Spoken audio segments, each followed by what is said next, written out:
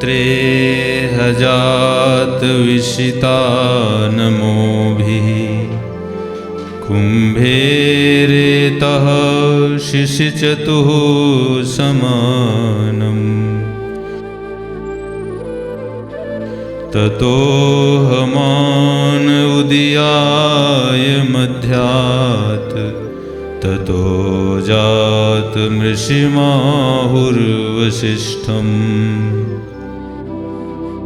यह ऋचा ऋग्वेद के 7वें मंडल के 33वें सूक्त का 7वां मंत्र है। भगवती श्रुति कहती है, प्राण और अपान रूपी मित्र और वरुण इस जीवन रूपी यज्ञशाला में बैठकर शत संवत्सरिक यज्ञ कर रहे हैं, जिनकी ओजस शक्ति प्रवाहित होकर हृदय और मस्तिष्क रूपी कुंभ में एकत्रित होती है, जिससे अगस्त्य और वशिष्ठ रूपी ऋषि चेतना का जन्म होता है।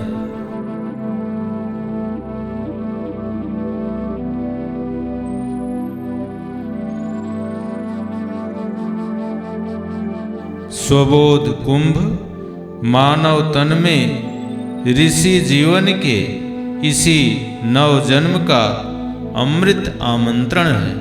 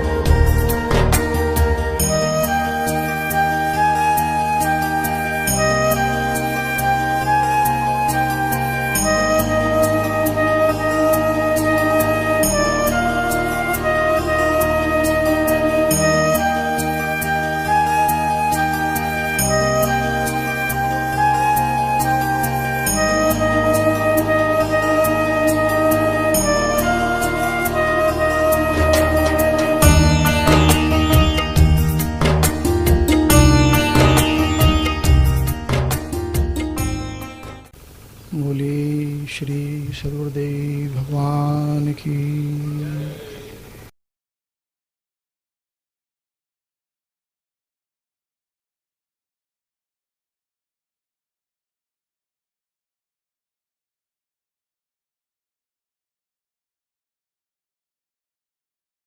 मेरे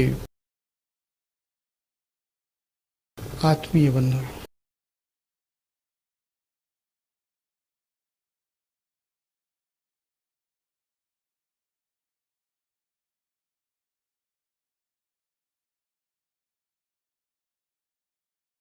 इस धर्म समष्टि की यह दूसरी परिषद है।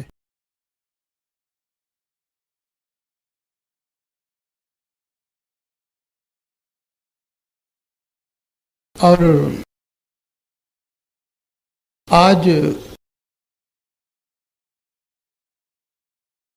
विचार के लिए जो विषय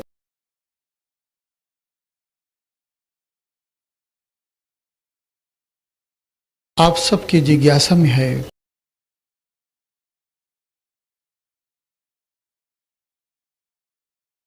यदि हम विश्व धर्म की संभावना को चरितार्थ करना चाहते हो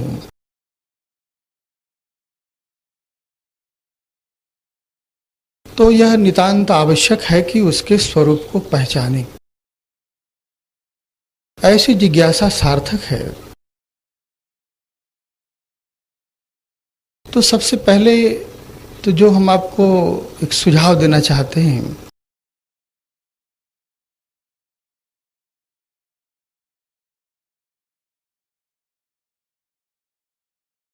वस्तुतः हमारे ऋषियों ने प्राचीन परंपरा के क्रम से जिसे धर्म कहा है,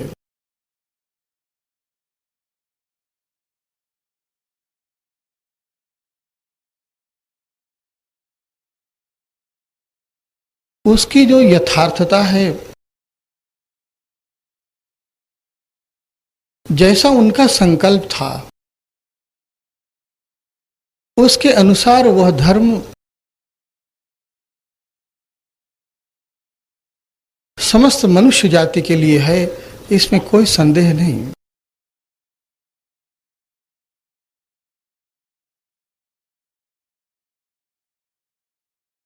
कालक्रम से उस धर्म तत्व में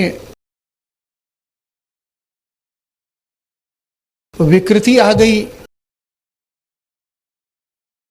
तो मैं तो आपसे ये कहना चाहता हूं कि ऐसा जो आप विचार करते हैं और इस प्रकार से जो धर्म पर एक प्रकार का आपका आक्षेप होता है कि धर्म विकृत हो गया है, तो सबसे पहले तो हम आपसे निवेदन करेंगे, और निवेदन इसलिए कह रहा हूं,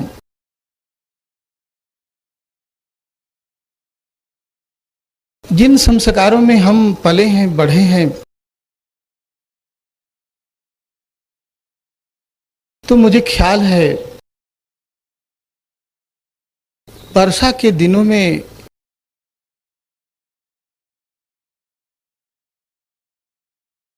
गंगा का पानी जब बहुत प्रकार के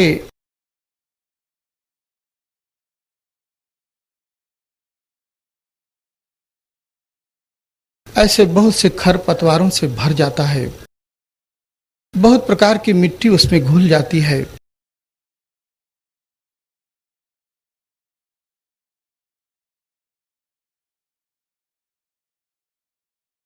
तो सामान्य रूप से हम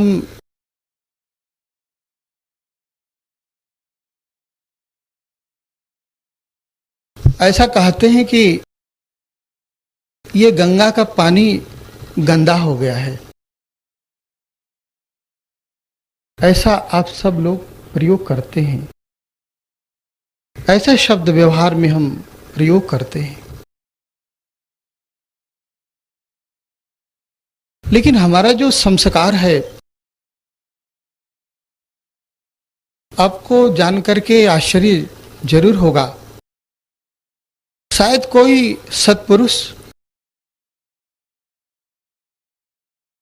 और उसके सामने यदि आप ये कहें कि गंगा का पानी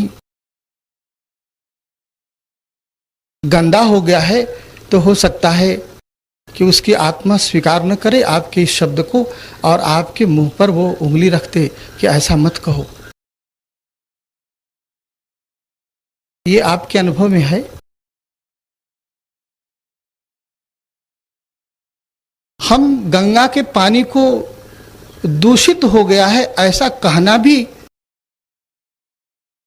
सबसे बड़ा दूषण समझते हैं, सबसे बड़ा अपराध नहीं पाप समझते हैं। गंगा का जल कभी भी दूषित नहीं होता,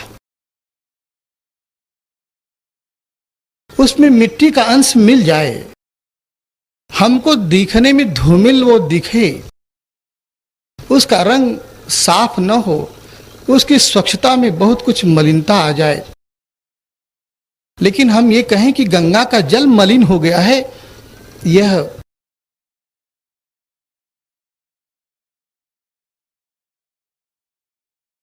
स्वीकृति में नहीं आता है। ऐसा हमारे संस्कारों की परंपरा है।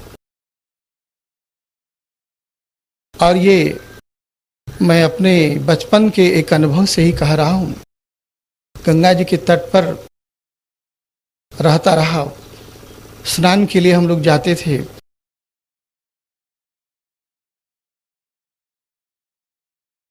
तो सामान्य लड़कों की तरह ही कि गंगा का पानी तो बड़ा मैला हो गया है, गंदा हो गया है, अब इस समय तो नहाने लायक नहीं है।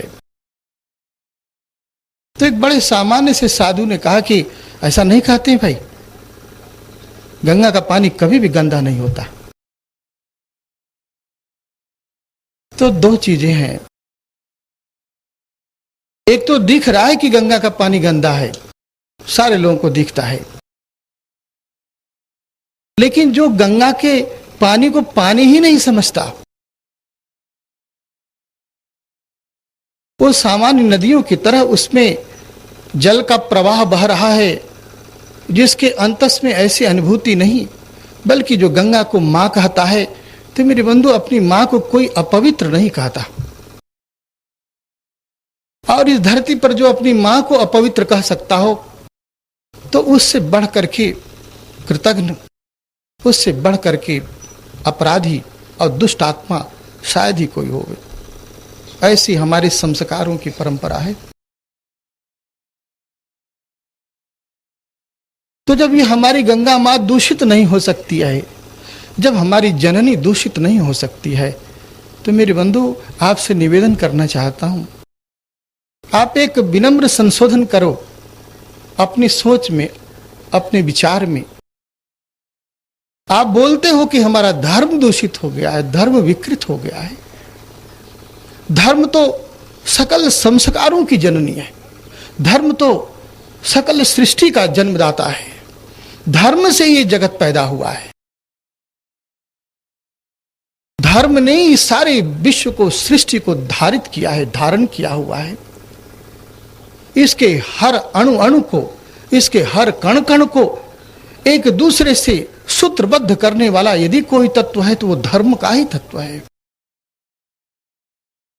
और तो मेरे बंधु, यदि वह धर्म ही दूषित हो गया हो, यदि वो धर्म ही विकृत हो गया हो, तो बोलो, तो तुम्हारी विकृति को दूर करने का अब क्या उपाय रह जाएगा? हमारे जो मन दूषित हो गए हैं, हमारे मन में जो कलुष आ गया है, यदि धर्म ही दूषित हो गया है, तो बोलो, आप क्या अपने कलुषित मन से धर्म के संदर्भ में सोचते हुए धर्म का संशोधन कर सकते हो, धर्म का परिमार्जन कर सकते हो? शायद ही मेरी बात थोड़ी उल्टी लगती हो आप। धर्म के द्वारा तो तुम संशोधित होते हो, धर्म तो तुम्हारे संस्कार के लिए जन्मा है, और यदि तुम ही धर्म का संशोधन करने लगोगे तो मेरे बंधु तब कैसे बोलते हो कि धर्म सनातन है? जो सनातन है, जो शाश्वत है, जो अमृत है, तो क्या उसमें संशोधन करने की क्षमता इस मर्त्य मानव के भीतर है? मेरी बात स्पष्ट हो रही? मेरे प्यारे, कभी धर्म विकृत नहीं हुआ, और इसलिए धर्म में कभी भी कोई संशोधन नहीं हो सकता है। यदि आप कहते हो कि धर्म का परिमार्जन करना है, तो मैं आपसे विनम्र निवेदन करता हूं कि तुम अपना परिमार्जन करो, अपने मन का संशोधन करो, और धर्म को, धर्म की साक्षित्व में धर्म को तो अपने सामने रखो, और उनके साक्षित्व में अपना संशोधन करो। धर्म की ज्योति के प्रकाश में खुद को देखो। तुम्हारे पास धर्म को देखने की, धर्म को बदलने की और धर्म में कुछ भी मीन मेख करने की सामर्थ्य तुम्हारे भीतर नहीं है। इसलिए आपसे कहूंगा, यह सनातन धर्म जिसने रामकृष्ण को जन्माया है, इसमें न जाने कितने बुद्ध महावीर जन्मे हैं, न जाने कितने ईसा मूसा आए हैं, न जाने कितने नानक कबीर आए हैं। और ये तो हमारे अभी जाने बुझे हुए लोग हैं। युग युग तक अनंत काल से चला आया हुआ ये जो सृष्टि का प्रवाह है, इसमें जो असंख्य राशि मानों की आई है और चली गई है, इसमें न जाने कितने प्रबुद्ध पुरुष आए हैं और कितने बुद्ध पुरुष आए हैं, कितने बुद्धू भी आए हैं। इन सबको जिसने धारण किया है मेरे बंधु, उसमें तुम संशोधन करने के लिए परिषद बैठाओगे तो मैं समझता हूं कि सबसे बड़ा अपराध होगा इस जगत का। क्या मेरा निवेदन आपके हृदय तक पहुंच रहा है? यदि धर्म में तुम संशोधन करोगे तो तुम किसके अनुसार अपने को बदलोगे? तब तो जब जब समय आएगा, जो जो तुम्हारे अनुकूल नहीं बैठेगा, तुम उसको बदलते चले जाओगे, बदलते चले जाओगे। तुमने एक संविधान बनाया है, कोई दूसरी पार्टी आएगी तो बोलेगी कि भारत का संविधान ठीक नहीं है, संविधान का संशोधन करो। मेरे बंधु, संविधान की कुछ धाराएं होंगी, उनके व्यवहार के कुछ प्रयोग होंगे जो तुम्हारे अनुसार बैठते हो न बैठते हो। संशोधन का एक क्षेत्र तो वहां होता है, लेकिन यदि तुम अपनी मूल संरचना में ही संशोधन करने के लिए तैयार हो तो मैं समझता हूं कि ये अति कर रहे हो आप। और आज हमारा समाज इसी अति में खड़ा हो गया है। दो अतियां हैं। एक तो सनातन सत्य क्या है इसको न जान करके जो भी हमने पकड़ लिया है वो यही धर्म है, यही सनातन है, ऐसा कहने वाले लोग हो गए हैं कि इसमें संशोधन नहीं होगा। और दूसरे वे लोग हैं जो उनकी विकृति के संशोधन के स्थान पर धर्म में ही संशोधन करने के लिए संघबद्ध हो रहे हैं, धर्म का ही प्रत्याख्यान कर रहे हैं, धर्म का ही बहिष्कार कर रहे हैं। तो मैं तो आपसे कहूंगा, ये दोनों अतियों का परिहार आपको करना पड़ेगा, विचारना पड़ेगा। जरा सा समझो, आप विचारो। ये कोई बहुत छोटी बात नहीं है।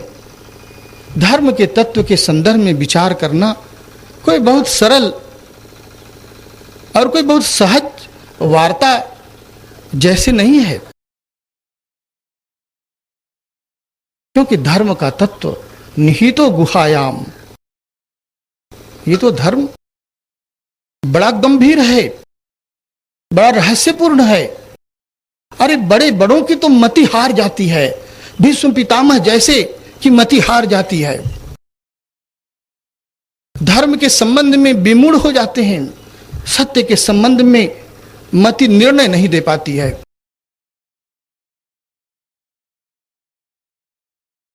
और ठीक से विचारोगे तो व्यास और वाल्मीकि को भी धर्म के संबंध में कुछ कहने में बड़ा एड़ी चोटी का व्यायाम करना पड़ता है, बड़ा श्रम, बड़ा परिश्रम। और तो भी बोलते हुए वाणी लड़खड़ाती है। यदि आप महाभारत पढ़ो तो मैंने तो महाभारत में जो कथाएं देखी, जो वर्णन देखा, तो उसकी तो मैं बहुत महत्ता नहीं कहता हूं, वो भी बहुत अद्भुत है। लेकिन उससे अद्भुत तो मुझे ये लगा, और हो सकता है कि आपकी दृष्टि उधर न गई हो, महाभारत के पृष्ठ पृष्ठ को उलटते हुए जो हमने इस अनुभव को पाया कि पद पद पर यह बार बार दोहराया गया है कि धर्म की गति गहन है, कर्म की गति गहन है। बार बार कहा गया है, धर्म के संबंध में कहना बड़ा कठिन है। तो ऐसा क्यों कहा गया? और हम हैं जो सारा आक्षेप धर्म पर दिए हुए हैं कि धर्म ही हमारा विकृत है, धर्म ही दूषित हो गया है। तो मेरे बंधु, आप जरा मुझे एक बात बताओ, कि क्या कोई सृष्टि में कोई एक समय ऐसी बैठक हुई थी, पंचायत हुई थी, सारे दुनिया के लोग मिल के बैठे थे और उस पंचायत ने कुछ निर्णय करके धर्म की पुस्तक छापी थी? क्या किसी ऐसे समूह के साथ बैठ करके, हाथ उठा करके, वोट डाल करके, बुद्धि के मन से विचार करके, तर्क करके क्या धर्म का तत्व निश्चय किया गया था? आपके अध्ययन में है?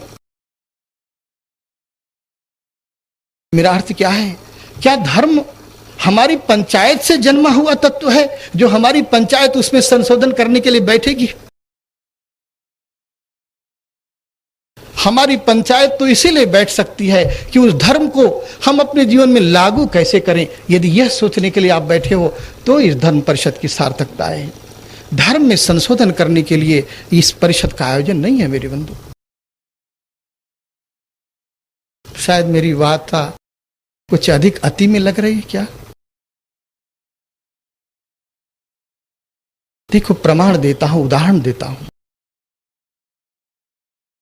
जो बहुत दृष्टि से धर्म के शास्त्रीय अर्थ में नहीं बैठते हैं, ऐसे भी जो धर्म है जिन्हें आप इस्लाम कहते हो, ईसाइयत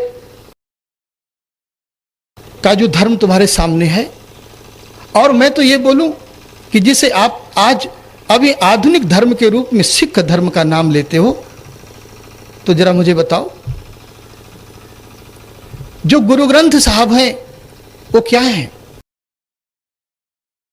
किसी पंचायत के निष्कर्ष हैं क्या? विचार करो आप। बाइबल किसकी वाणी है? कुरान में किसकी वाणी लिखी हुई है? तो हमारा मुसलमान भाई बोलता है ये खुदा की वाणी है, ये इल्हाम है परमात्मा का। और तब तुम्हारा वेद बोलते हो कि ये श्रुति है, सुनी गई है, ये उस परमपिता परमेश्वर का संविधान है, ये उनका प्रकाश है, उनके शब्द हैं।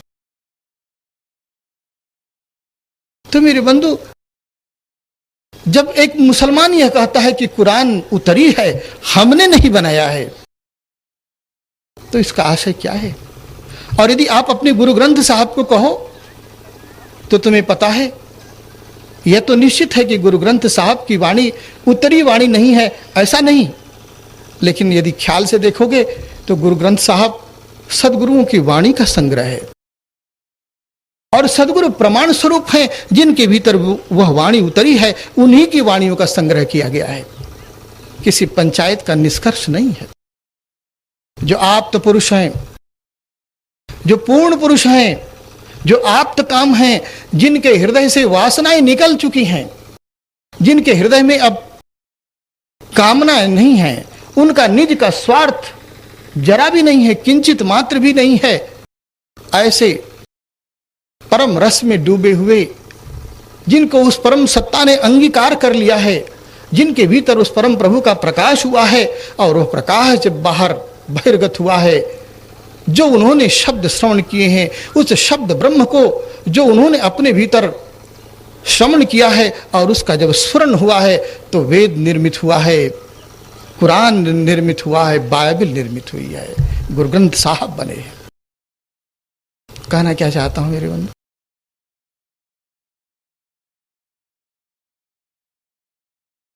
धर्म का प्रकाश सदैव जब इस धरती पर आया है, चाहे वो किसी प्रेरित के द्वारा आया हो, चाहे स्वतः ऋषि ने अपने भीतर से उसे प्रकट किया हो, उसे देखा हो, लेकिन वो प्रत्येक स्थिति में इसका कोई दावेदार नहीं है कि वो धर्म का तत्व हमने बनाया है।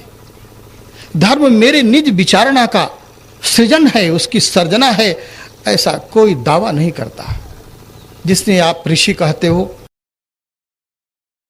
तो जो उसका अर्थ होता है, तो संस्कृत की जो व्याख्या है, ऋषयः मंत्र द्रष्टारः, जो ऋषि हैं उन्होंने कोई वेद के मंत्रों की रचना नहीं की है, वो कोई ऐसे कवि नहीं है, लेखक नहीं है जिन्होंने मंत्र बनाया हो।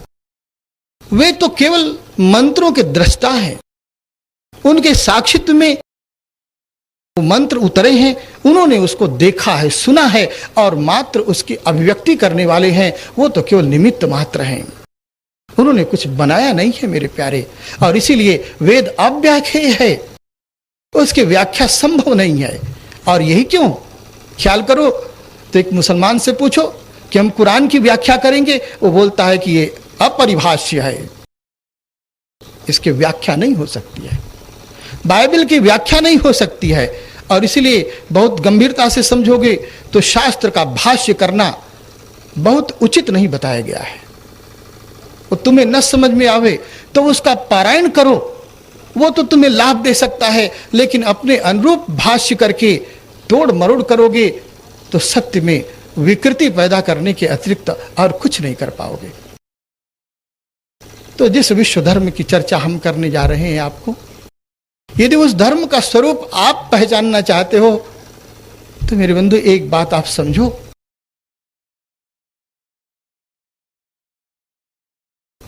आहार निद्रा भय मैथुनंच सामान्यमेतत् पशुभिः नराणाम। देखो, पशु में और नर में, पशु जो तुमसे नीचे हैं और जो आप नर हो, जो बुद्धि रखते हो, तो दोनों के भीतर आहार की प्रवृत्ति है, निद्रा की आवृत्ति है। आहार निद्रा दोनों भयातांकित हैं, मृत्यु का भय दोनों को है, दोनों भय से ग्रस्त हैं। आहार निद्रा भय मैथुनंच, और दोनों ही मैथुन रथ हैं, दोनों ही संतति प्रजनन में लगे हुए हैं, दोनों ही कामोपभोग में, काम सुख में व्यस्त हैं, दोनों के पास ही है। धर्मो हितेषाम अधिको विशेषो। तो मेरे बंधु, मनुष्य में और पशु में क्या भेद है? मनुष्य और पशु की क्या भेदक रेखा है? धर्मो हितेषाम अधिको विशेषो और धर्मेण हीना पशु भी समाना। धर्म ही है जो पशु और मनुष्य के बीच की भेदक रेखा है। और यदि तुम्हारे पास भी धर्म नहीं है तो तुम्हारे में और पशु में कोई भेद नहीं है। हाँ, इतना ही भेद हो सकता है कि वो 4 पांव वाले पशु हैं, आप 2 हाथ और 2 पांव वाले पशु हो। अंतर इतना ही है, एक चारों पांव को धरती पर रख के चलता है, आप 2 पांव ऊपर उठा करके चलते हो, इतना ही अंतर हो सकता है। तो पशु और मनुष्य में भेद तो धर्म का है। तो मुझे आप जरा बताओ, मैं एक प्रश्न आपसे करूं, तो पहले मनुष्य जन्मा तब धर्म जन्मा कि पहले धर्म के द्वारा मनुष्य जन्मा? आप बोलो, जरा विचार करो, अपनी यह परिषद विचार करे कि मनुष्य जब जन्म गया तो कुछ दिनों के बाद धीरे धीरे उसने कुछ जुटाया, समझा, बुझा, तो धर्म का सृजन किया, या कि मनुष्य का जन्म ही धर्म के द्वारा हुआ? तो इस समस्या पर विचार करो आप। यदि पाश्चात्य बुद्धि से युक्त होगे, फ्रायड और डार्विन की शिक्षा से प्रभावित होगे, जो मैकाले ने विधि दी है, यदि उनके संस्कारों से आप पढ़े लिखे विद्वान हो, तो जो वो पढ़ाते हैं कि जब यह मनुष्य जंगलों में घूमता था, अपढ़ था, अशिक्षित था, कुछ नहीं जानता था, तो कभी कभी जब गर्जना के स्वर आते थे, मेघ बरसने लगते थे, तो आपदा विपदा के समय में कभी जो अनजाने उसका हाथ ऊपर उठ गया तो उसने कहा कि अरे हे रक्षा करो। उसके मुंह से निकला कि हे देवी, हे देवता, हे भगवान, हे गॉड, हे अल्लाह, ऐसा शब्द निकला। और डर करके वो एक अदृश्य शक्ति की पूजा करने लगा, और उसी के पूजा के क्रम से होते होते उसने धर्म के नाना रूप बना दिए। तो यदि आप समझते हो कि धर्म ऐसे जन्मा है, तो मेरे बंधु आपसे मैं इतना ही कहना चाहता हूं कि जिनकी बुद्धि पर पत्थर पड़ा है वो धर्म के तत्व को देख नहीं सकते। उनके यहां ऐसा धर्म जन्मा होगा, हो सकता है इस आर्यावर्त में, इस भरत भूमि पर ऐसे धर्म का प्रादुर्भाव नहीं हुआ। ये युक्ति उनके लिए सार्थक हो सकती है, लेकिन हमारे लिए सार्थक नहीं होगी। और क्यों? क्योंकि वो समझते हैं कि सृष्टि अभी हुई है और एक बार हुई और अंत हो जाएगा। ये सृष्टि केवल एक ही बार हुई है। खुदा ने ये सृष्टि केवल एक बार बनाया है और एक बार ही तुम्हें जन्माया है, एक ही अवसर तुम्हें दिया है। ऐसी जिनकी सोच है उनके लिए हो सकता है कि हम जंगली रहे हो, कभी हम कभी बानर रहे हो, लेकिन मेरे बंधु, जिन्होंने सृष्टि का रहस्य जाना है, जिन्होंने अपने इस अंतस की गुफा में बैठ करके सत्य का साक्षात्कार किया है, देखो सुनाता हूं, समझने में थोड़ा अबूझ लगेगा। मोहम्मद साहब को, पैगंबर को, वो वाणी जिसे इल्हाम कहते हैं, उनको इल्हाम होता है, वाणी सुनाई देती है। लेकिन मेरे बंधु, हमारे ऋषि को वाणी सुनाई नहीं देती है। ऋषि यह मंत्र द्रष्टार, ऋषि तो उसका साक्षात करता है। और इसलिए यदि मोहम्मद साहब ये ना कह पा रहे हो हम ब्रह्मास्मि, तो कोई आश्चर्य नहीं है। हमारा ऋषि तो बोलता है मैं ही वो परम सत्य हूं, मैं ही वो परम तत्व हूं। इस अनुभव में जो सत्य जागा है, तो धर्म का प्रकाश बहिर्गत हुआ है। हमने कुछ सुना नहीं है कहीं से, किसी दूसरे की आवाज सुन करके हमने कुछ संसार को बताया नहीं है, बल्कि हमारे अंतस में ही वो स्फुरण हुआ है। हमने उसको देखा है, मैंने उसका अनुभव किया है। वेदाहमेतम पुरुषम महांतम आदित्य वर्णम तम सह परस्तात् तमेव विदित्वाति मृत्युमेति नान्यः पंथा विद्यते यनाय। जो घोषणा करते हैं हमारे ऋषि कि हमने तो उस आदित्य वर्ण प्रकाश स्वरूप, उस अमृत के धाम को, अमृत को पहचाना है, देखा है, समझा है। मैं वही अमृत स्वरूप हो गया हूं। और इसलिए हे धरती के वासी, हे मनुष्य, हे देवगण, तुम्हारा हम निमंत्रण करते हैं। आए धामानि दिव्यानि तस्थो, आओ। हम तो आपको निमंत्रित करते हैं। दिव्य धाम के निवासियों को भी हम आमंत्रण देते हैं। किसका आमंत्रण? तमेव विदित्वाति मृत्युमेति, इस मृत्यु के संसार से पार होने का निमंत्रण देते हैं। तमसः परस्तात्, इस तमस के पार, इस मृत्यु के संसार के पार जो प्रकाश स्वरूप परम सत्य है, उसको जान करके मेरे जीवन का अंधेरा दूर हो गया है। इसलिए तुम्हें बुलाता हूं कि तुम्हारे भी जीवन का अंधेरा दूर हो जाएगा। ऐसा नहीं कि ये वाणी मैंने खुद सुनी है, केवल मैं ही सुन सकता हूं और तुम नहीं सुन सकते हो। तुम इसकी वाणी पर केवल विश्वास करो, केवल मान लो और हमारे पीछे पीछे चलो। ऐसा नहीं। हमारे ऋषि में और पैगंबर में और मसीह में ये बहुत बड़ा अंतर है। भारत का ऋषि बोलता है कि जिसे मैंने जाना है उसे तुम भी जान सकते हो। कैसे? नान्य पंथा विद्यते यनाय, जिस पथ से मैंने चल करके उसे पहचाना है, उस पथ से तुम भी चल करके उसे पहचान सकते हो, जान सकते हो। जो मैं कह रहा हूं उसका प्रमाण पा सकते हो। इसलिए मेरे बंधु, आपसे निवेदन करता हूं, धर्म का प्रमाण यदि खोजना चाहते हो, धर्म में संशोधन मत करो, ऋषियों के पथ से चल करके धर्म का साक्षात करो। और यही धर्म के स्वरूप का सबसे बड़ा प्रमाण होगा कि धर्म क्या है। नहीं तो धर्म को कैसे जानोगे? धर्म ने तो तुम्हें धारण किया है मेरे बंधु। जब वो तुम्हारी धारणा में आ जाए, तुम्हारे जीवन में आ जाए, तुम्हारे जीवन में उतर जाए, तभी तो उसकी धारणा पूर्ण होगी। नहीं तो तुम तो अपने मन की धारणाओं के अनुसार धर्म को बनाओगे। और देखो, जो अपने मन की रचना के अनुसार धर्म की धारणा है, उसका नाम संप्रदाय है, धर्म नहीं।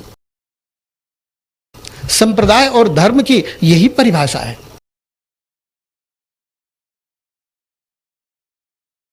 धर्म तो वो सनातन तत्व है, वो सनातन नियम है, जिसे तुम जानो चाहे न जानो, जिसे समझो चाहे न समझो, लेकिन वो तुम्हारे भीतर क्रियाशील है। ये सूरज उगता है, चांद सितारे उग रहे हैं, चल रहे हैं, नक्षत्र ब्रह्मांड घूम रहे हैं, किसके सहारे, किसके नियमन में? क्या तुम्हारे पंचायत के निर्णय से ये सूरज चांद सितारे घूमते हैं? तुम निर्णय दोगे तो वो घूमना बंद कर देंगे, सूरज का तपना बंद हो जाएगा, पवन का चलना बंद हो जाएगा, और या कि पृथ्वी का गुरुत्वाकर्षण समाप्त हो जाएगा तुम्हारे निर्णय से। बोलो तुम्हारे निर्णय से क्या हो सकता है? तुम तो अपने निर्णय से न जन्म ही सकते हो न मर ही सकते हो। बोलो तुम क्या निर्णय कर सकते हो? तुम तो अपने जीवन के किसी एक क्षण के भी निर्णायक नहीं हो। तुम मेरे बंधु धर्म के तत्व का निर्णय कैसे कर सकोगे? करने में तुम्हारी सामर्थ्य नहीं है। इसलिए जो दृष्टि आपको देना चाहता हूं, धर्म के तत्व का निर्णय, ये तो मेरे प्यारे, यदि कहो कि कोई निर्णय कर सकता है तो आप भी तभी कर सकोगे जब धर्म का साक्षात होगा। जिसने तुम्हें धारण किया है, जब उस सनातन तत्व को, उस सनातन आत्मा को पहचान जाओगे, उसको जान जाओगे, धर्म स्वरूप हो जाओगे, तभी धर्म तुमसे प्रस्फुटित होगा और तभी तुम धर्म तत्व के निर्णायक हो सकोगे।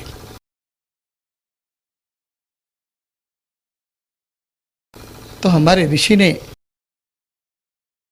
ये नहीं कहा कि मेरे पीछे पीछे चलो और जो मैं कह रहा हूं उस पर विश्वास करो, मान लो, ऐसा नहीं कहा उन्होंने। मेरे कहे हुए के अनुसार यदि तुम खुदा की इबादत करोगे तो तुम्हें जन्नत मिलेगा, बहिश्त मिलेगा। इतना ही नहीं मेरे बंधु, हमारे ऋषि ने कहा कि तुम्हें जो जन्नत मिलेगा, तुम्हें जो बहिश्त मिलेगा, इससे भी ऊपर तुम स्वयं को प्राप्त कर लोगे, तुम अपनी आत्मा को पहचान लोगे। और अब आज इतना ही कहना चाहता हूं, धर्म का तत्व आत्मा का तत्व है। धर्म का तत्व तुम्हारी सत्ता का तत्व है।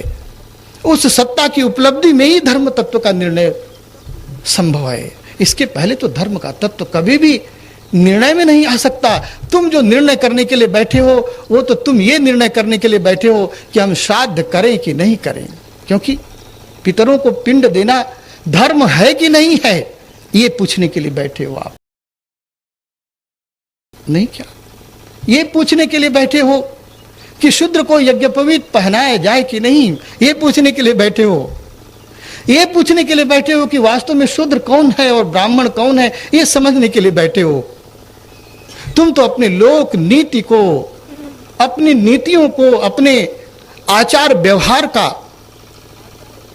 समाधान करने के लिए बैठे हो, क्योंकि तुमने बहुत से रीति रिवाज को, बहुत से अपने चलन को धर्म कहा है। उसका निर्णय तो मेरे बंधु, जिसके लिए आप सोच रहे हो कि यही धर्म तत्व का निर्णय है, देखो दूसरी बात आपसे कहूं, मान लो आप इसके पक्ष में हो कि हमारे पिता मर गए हैं तो उनको हम श्राद्ध करेंगे, पिंडदान करेंगे, पंडित जी बोलते हैं, और आप ये करते हो।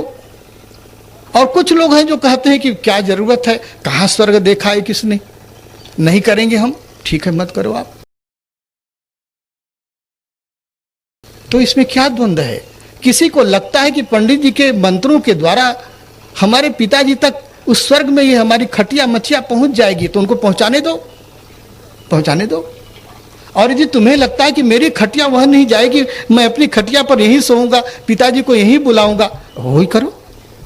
इसमें क्या झगड़ा है? ये कोई धर्म का झगड़ा नहीं है मेरे प्यारे, ये कोई धर्म का झगड़ा नहीं है। आज बोलते हो ना, हिंदू मुसलमान लड़ रहे हैं धर्म के झगड़े के कारण। भगवान श्री राम का मंदिर बनाना है कि बाबरी मस्जिद को ढहाना है, वहां नया मंदिर बनेगा कि पुराना फिर से सजाया जाएगा। सोचते हो कि धर्म का झगड़ा है, बिल्कुल नहीं, धर्म का झगड़ा नहीं। धर्म का इससे कतई कोई संबंध नहीं है। धर्म का इससे क्या लेना देना, कि है कोई लेना देना? बोलो आप। अरे धर्म का क्या लेना है तुमसे कि तुम मछली खाते हो कि सुअर खाते हो कि भैंसा खाते हो? तुम्हारा मन जो खाओ, जो तुमसे पच जाए सो खाओ, पत्थर खाओ, ईटा भी खा सकते हो, लोहा भी खा सकते हो। अरे तुम तो सारी दुनिया को खा सकते हो, खाओ तो, खाना शुरू करो। तुमसे जो 2500 खाओ, धर्म का झगड़ा इसमें नहीं है मेरे बंधु।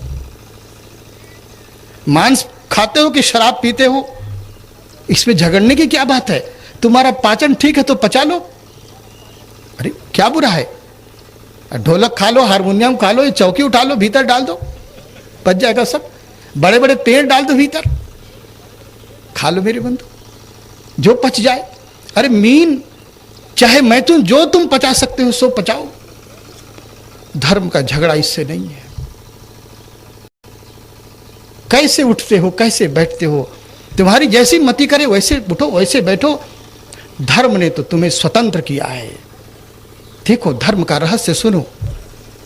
जब धर्म ने तुम्हें जगाया, तुम्हें जन्माया, तो धर्म ने तुम्हें स्वतंत्रता दी। ख्याल करना, धर्म में और संप्रदाय का अंतर समझना। आप संप्रदाय में जब तुम दीक्षित होते हो तो बंधन में बंधते हो, कुरान के साथ बंधते हो, मोहम्मद साहब के साथ बंधते हो, उसके विश्वास के साथ बंधते हो। और जब धर्म में दीक्षित होते हो तो तुम मुक्त हो जाते हो, बंधन से मुक्त हो जाते हो। धर्म कहता है, धर्म का जो प्रथम सूत्र है, अवश्यमेव भोक्तव्यम कृतम कर्म शुभाशुभम। धर्म की उद्घोषणा है। दोनों हाथ उठा करके बोलते हैं व्यासदेव, हमारे ऋषि, हमारे महर्षि, जैसा करोगे वैसा ही भरोगे, इसके आगे हमें कुछ नहीं कहना है। तुम्हारे प्रत्येक कर्म का परिणाम होने वाला है। और ये धर्म, इस सृष्टि का नियम है। Action and reaction are equal and opposite. प्रत्येक कर्म की, प्रत्येक क्रिया की प्रतिक्रिया होगी और बराबर बराबर होगी। यदि एक मुट्ठी से तुम एक घुसा यदि कहीं मारते हो किसी दीवार पर, तो मत जानो कि दीवार तुम्हें नहीं मारती है, दीवार भी तुम्हें रोकती है। क्रिया की प्रतिक्रिया होगी, कर्म का प्रतिकर्म बनेगा, निश्चित बनेगा। तो बस जैसा करोगे वैसा भरोगे। अब तुम जैसा करो, स्वतंत्र हो। क्यों? यदि मैं तुम्हें बोलूं कि तुम ऐसा ही करो और ऐसा न करो, तो मेरे बंधु तुम्हारी स्वतंत्रता का क्या मतलब? और जब तुम स्वतंत्र ही नहीं होगे तो देखो जरा आप समझो, यदि तुम्हारा पिता उसी की इच्छा से तुमने चोरी किया, उसी ने कहा कि जाओ किसी के घर में डाका डाल दो, और इसके बाद जब कुछ रुपया लेकर के आए चुरा करके तुम, तो पिता ने अब शायद रुपया रख लिया हो या उसने वापस किया हो, ये तो मैं जानता नहीं, अब तुम्हारे पिता ने जो किया हो, लेकिन डाका डाल करके आए आप। अब बड़े खुश हुए कि बहुत पिता की आज्ञा माना मैंने, अब बड़ा धन लूट करके लाया हूं। लेकिन तुम्हारा पिता तुम्हें कारागार में बंद कर दे कि तुमने चोरी क्यों किया, तो दोष किसका होगा? बोलो, दोष किसका होगा? यदि तुम्हारे पिता ने एक शैतान को जन्माया है जो तुम्हारी बुद्धि को भ्रमित कर देता है, तो सबसे पहले तो मैं कहूंगा कि वो जो खुदा जिसने शैतान को पैदा किया, शायद वो बड़ी शैतानियत का दिमाग रखता होगा, नहीं क्या? नहीं। यदि शैतान तुम्हारी बुद्धि को भटका देता है तो मैं उस खुदा से पूछता हूं, हमारे नानक देव पूछते हैं कि अरे बाबर इस देश में आया और इसने इतना कोहराम मचाया, यहां क्या है? यहीं के लोग ऐसे अनाचारी थे, ऐसे पापी थे, जबकि उसका वह देश, म्लेच्छों का वह देश, जहां इससे भी घोर नरक है, जहां ऐसी भी नैतिकता नहीं है, लेकिन कैसे तुम प्रभु हो कि तुमने उसको तो आबाद कर दिया और हमको उजाड़ दिया। मेरे बंधु, हमने तो गुरु नानक देव की इस वाणी का, यदि मैं ग्रंथ साहब का बहुत सम्मान जो मेरे भीतर जन्मा, तो केवल इसी भाव के कारण कि एक ऐसा संत जिसने परमात्मा से शिकायत किया कि आखिर हमने क्या बिगाड़ा था, इस देश ने क्या बिगाड़ा था। तो मेरे बंधु, कहने का क्या मतलब?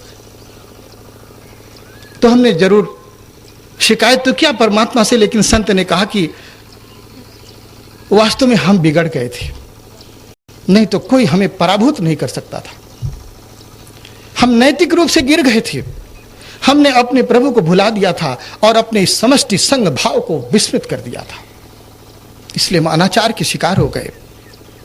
तो मेरे बंधु जरा बताओ आप, वो पिता जो तुम्हें चोरी का विधान भी बताता हो और चोरी करने के बाद तुम्हें दंडित भी करता हो, तो कैसा पिता होगा? इसलिए धर्म ने कहा चोरी भी है संसार में, ख्याल करो जरा, देखो, चौरी वृत्ति भी है, काम भी है, क्रोध भी है, लोभ भी है, मोह भी है, सब है।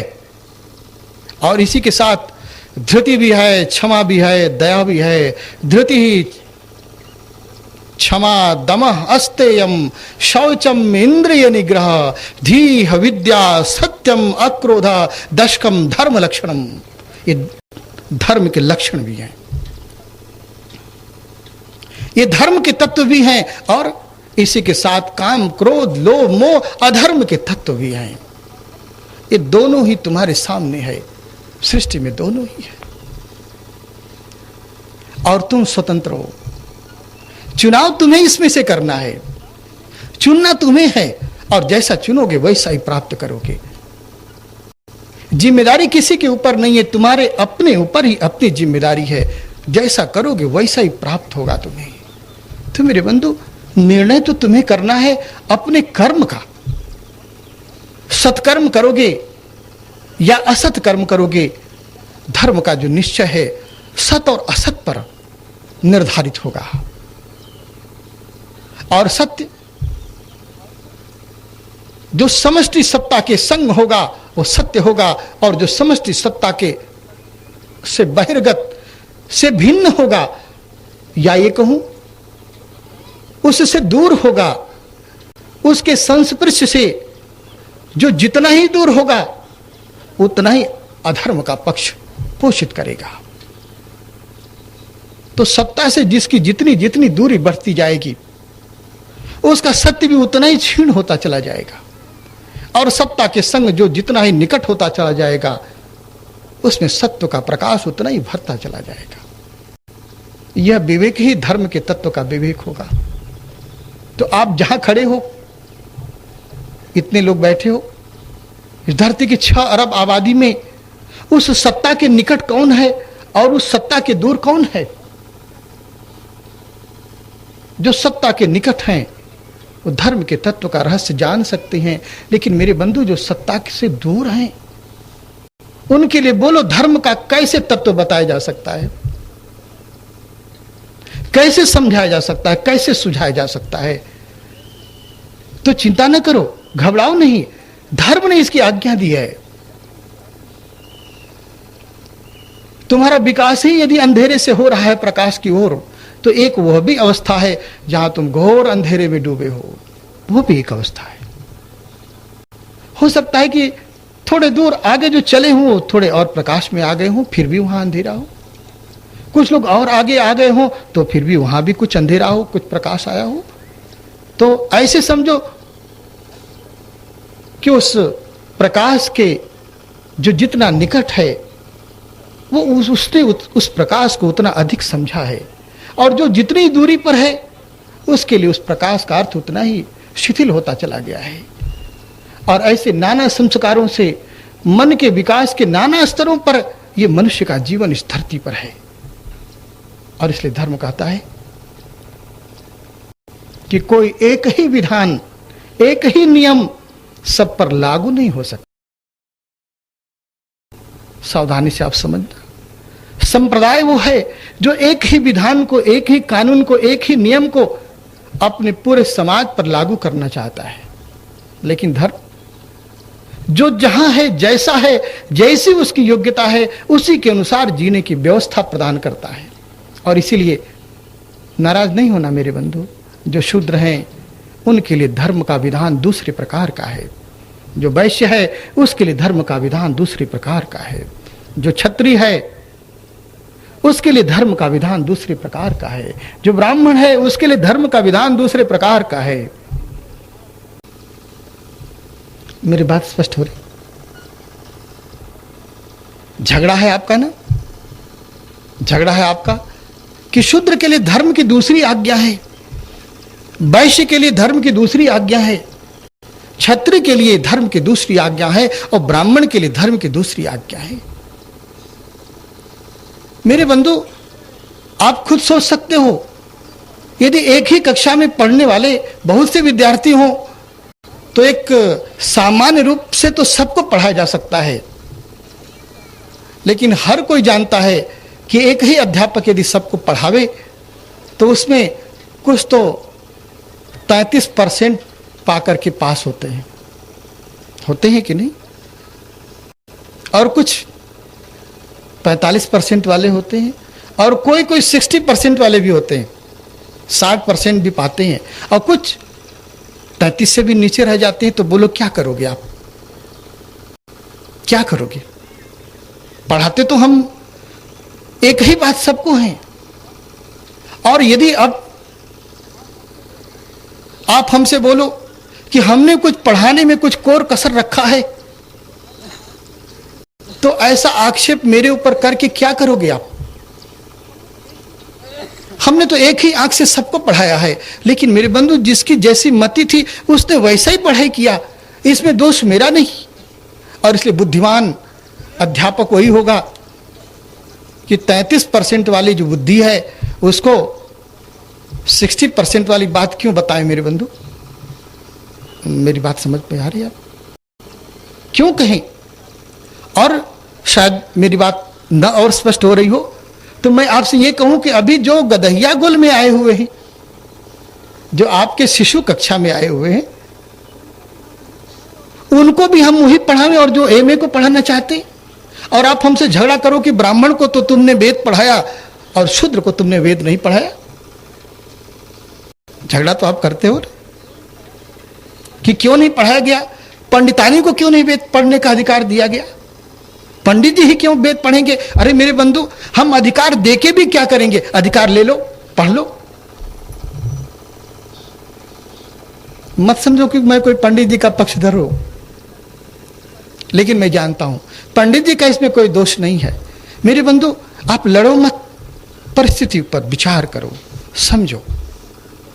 एक दूसरे पर कीचड़ उछाल करके, एक दूसरे से गुत्थम गुत्था करके तुम खुद लहूलुहान होगे, तुम खुद मरोगे। विचार करो, सोचो। लड़ने का समय नहीं है, समझने का समय है। पंडित जी ने तुमको शूद्र बना दिया है, ऐसा आक्षेप मत करो। और इसलिए ख्याल करो, यदि पंडित जी पंडित के घर जन्म ही ले लिए हैं तो क्या हो गए? जरा मुझे बताओ, क्या हो गए? सिवाय गठरी पीठ पर लाद करके, सत्यनारायण भगवान की कथा कह करके, जजमानों से कुछ प्राप्त करके, दिन भर एक गांव से दूसरे गांव घूम करके क्या पा लिया उन्होंने? और केवल इतना ही तुमने दिया है कि पांव लगी पंडित जी, बस, और उनके पांव में लग गया। और पंडित जी ने क्या तुमसे पाया, जरा बताओ? और इसीलिए तो आज पंडित जी व्यापार कर रहे हैं, बिजनेस कर रहे हैं, होटल चला रहे हैं। नहीं मेरे बंधु, जो सचमुच में ब्राह्मण है, जिसके हृदय में ब्रह्मत्व जागा हुआ है, यदि 2, 4, 10 करोड़ नहीं, ये सारी सृष्टि के सारे शूद्र क्षत्रिय और सभी बनिया खड़े हो जाएं और बोले कि ये ब्रह्मत्व जो है ये नष्ट हो जाए और ये ब्राह्मण ऐसा हो गया है, तो मैं घोषणा करता हूं मेरे बंधु, उस ब्रह्म तेज के सामने इस सारी दुनिया के लोग निरस्त हो जाएंगे, खड़े नहीं हो सकते। और यदि ये चाहते हो कि ब्रह्म तत्व के बिना ही कोई शूद्र जो है बैठ करके वेदज्ञ हो जाएगा और शास्त्रज्ञ हो जाएगा और ब्रह्म तत्वविद की घोषणा कर देगा अपने को और सोचेगा समझेगा कि हम ब्रह्मास्मि, ऐसा मैं हो गया हूं, मेरे बंधु, ये वाचारंभण मात्र से भी तुम्हारा कुछ नहीं बनने वाला है। तुम शूद्र तो शूद्र ही रहोगे, जो ब्राह्मण है वो ब्राह्मण ही रहेगा, जो क्षत्रिय है वो क्षत्रिय ही रहेगा। लेकिन तुम्हारा छात्रत्व कैसा है? तुम्हारी भुजाओं में कहां बल है? तुम अन्याय के प्रतिकार में खड़े होने का कहां साहस करते हो? जब तुम्हारे बाहों में बल नहीं रह गया तो नाम की एक पट्टी लटकाए हो कि ठाकुर साहब के घर जन्मे हैं तो हम भी बाबू साहब हैं, लटकाए रहो, इससे क्या होता ही है? तुम्हारे इस समाज में तुमको लोग क्षत्रिय, ब्राह्मण, वैश्य, शूद्र कहते रहेंगे। ये तो तुम्हारी सामाजिक व्यवस्था है। मेरे बंधु, ये धर्म का संबंध इससे नहीं है। और अपनी जाति में शादी करो कि कुजाति में शादी करो, ये तुम्हारी समस्या है। धर्म का इससे कुछ लेना देना नहीं है। तुम्हारा जैसे पटे, जैसे बैठे वैसे बैठा हो। और आप समझते हो कि धर्म ये निर्णय करे कि कौन क्षत्रिय है, कौन ब्राह्मण है, कौन वैश्य है, तो क्या समझते हो कि कोई यहां से सर्टिफिकेट बांटा जाएगा? कोई दुनिया में कभी कोई पंचायत बैठेगी और सबको सर्टिफाइड करेगी, प्रमाण पत्र देगी कि ये क्षत्रिय हैं, ये वैश्य हैं, ये शूद्र हैं? ऐसा नहीं होगा मेरे बंधु। तुम्हारी निज की वृत्ति ही तुम्हें बता देगी कि तुम शूद्र हो कि ब्राह्मण हो कि वैश्य हो कि क्षत्रिय हो, क्योंकि धर्म तुम्हारे अंतस में समाया हुआ है। और ये धर्म कभी छूट नहीं सकता मेरे प्यारे जानो। तुम मुझसे पूछते हो कि धर्म का स्वरूप क्या है, मैं तुम्हें बताना चाहता हूं, जो तुम हो वही धर्म है। जो तुम्हारा स्वरूप है वही धर्म का स्वरूप है। और यदि आज तुम कामी हो, क्रोधी हो, लोभी हो, तो तुम्हारे लिए तुम्हारे धर्म का स्वरूप भी वही है। तुम सच्चे धर्म के स्वरूप को जानने के लिए जब यात्रा करोगे, उठोगे, मनुष्य की पशु की भेदक रेखा तो जरूर धर्म है। धर्म के द्वारा ही तुम जन्मे हो। ख्याल रखना, जब विकास के क्रम में जीव जो यह जन्मों जन्मों से यात्रा करते हुए नाना योनियों को पार करते करते जब पशु की योनि में आ गया, वृक्षों से होते हुए, वनस्पतियों से होते हुए जब पशु में आ गया, और पशु के बाद जब उसका मनुष्य जन्म निश्चित हो गया, प्रकृति की यह यात्रा बड़ी विलक्षण है। एक ऊंचाई तक तो यह यात्रा प्रकृति के द्वारा चलती है। और कल मैंने आपको कहा, यात्रा तो केवल प्रकृति की नहीं है। इस जीवन में जो यात्रा चल रही है उसमें सदैव दो तत्व है। गति के तत्व को चलने के लिए स्थिति की आवश्यकता है। कोई भी मनुष्य ऐसा नहीं हो सकता और कोई पंछी भी ऐसा नहीं हो सकता। विज्ञान कहता है कि गति ही सत्य है। तो मेरे बंधु, यदि गति सत्य है तो यह जान लो कि विज्ञान की बुद्धि से यह सत्य है कि स्थिति भी सत्य है। शायद मेरी बात बैठी नहीं, स्पष्ट नहीं हुई। गति यदि सत्य है, जीवन में यदि एक प्रवाह है, तो कम से कम इतना तो सत्य है, जिसने कहा कि गति सत्य है उसने इस गति के सत्य को तो स्वीकारा कि नहीं। जरा ख्याल रखना, कहना क्या चाहता हूं। जिन्होंने कहा कि यह जगत परिवर्तनशील है, विज्ञान ने कहा कि यह जगत परिवर्तनशील है, यह हर क्षण बदल जाने वाला है और इसके सिवा और कुछ भी नहीं है। इस बदलने वाले संसार के अतिरिक्त और कुछ भी नहीं है, दूसरा कोई तत्व नहीं है।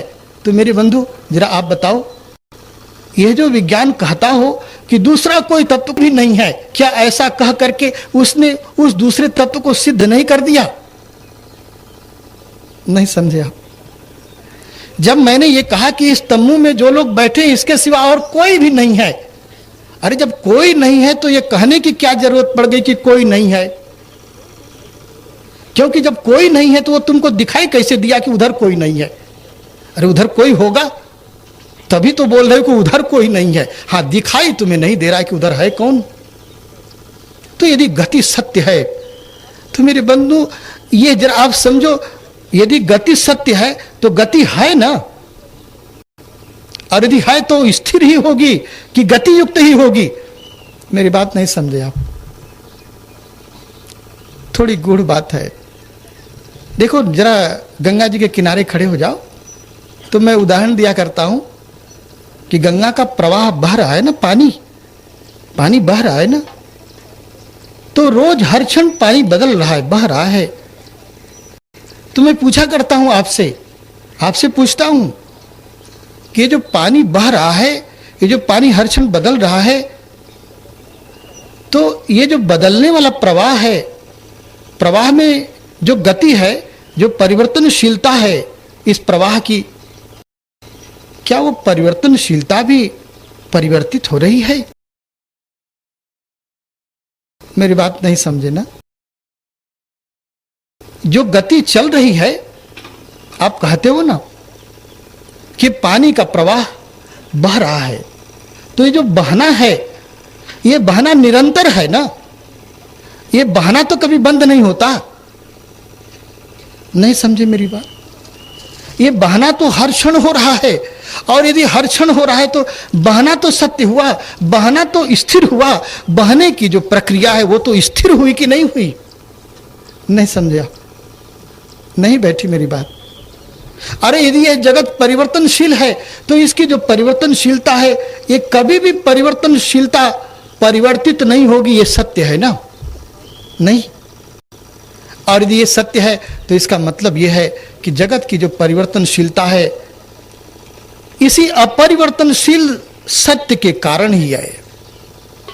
नहीं, मेरी बात आपके ख्याल में नहीं आ रही है, लगता है आ रही? सोचना पड़ेगा। ये धर्म का तत्व गहन है मेरे बंधु। जगत तो परिवर्तनशील है, जगत का तत्व तो हर क्षण बदल जाने वाला है, लेकिन ये जो हर क्षण बदल जाने वाला ये जो तत्व है, ये जो प्रक्रिया है, ये कभी भी नहीं बदलने वाली है। यही तो आपका कहना है। तो मैं आपसे कहता हूं कि यदि ये कभी नहीं बदलने वाली है तो ये प्रक्रिया तो न बदलने वाली हुई, तात्पर्य की स्थिर हुई। तो जो आप कहते हो कि केवल गति ही सत्य है, मेरे बंधु, ये गति भी तो स्थिति के कारण ही सत्य होगी।